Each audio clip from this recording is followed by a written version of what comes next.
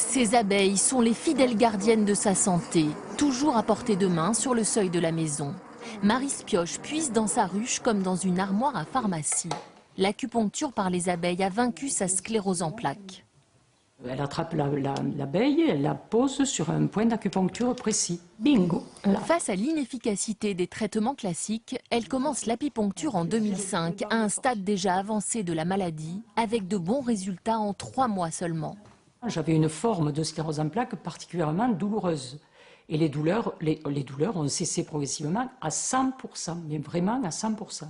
Cette ancienne championne de France d'athlétisme, habituée au défi, intensifie le traitement jusqu'à 40 piqûres 3 fois par semaine. En 2 ans, elle est déclarée guérie.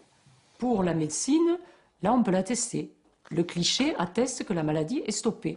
Ce médecin a troqué ce jour-là sa blouse blanche pour la combinaison de l'apiculteur. Chez le docteur Touroud, les abeilles jouent les infirmières. C'est absolument pas dangereux dans la mesure où on n'est pas allergique. C'est pourquoi c'est important d'avoir fait un test d'allergie avant toute chose. Atelier pratique pour ces personnes souffrant de douleurs articulaires ou de maladies neurodégénératives.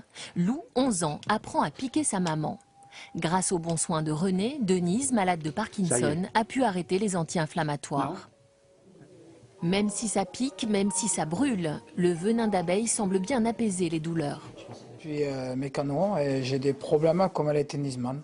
J'ai des problèmes au coude, au tendon. Et bon, je me suis fait soigner autrement, ça ne fonctionnait pas et là, en fait, ça fonctionne. Vous avez quel bienfait? Ben, j'ai plus mal.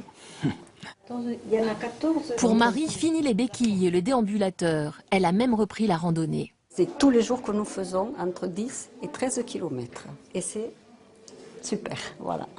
Ravie. Donc, grâce à mes petites abeilles.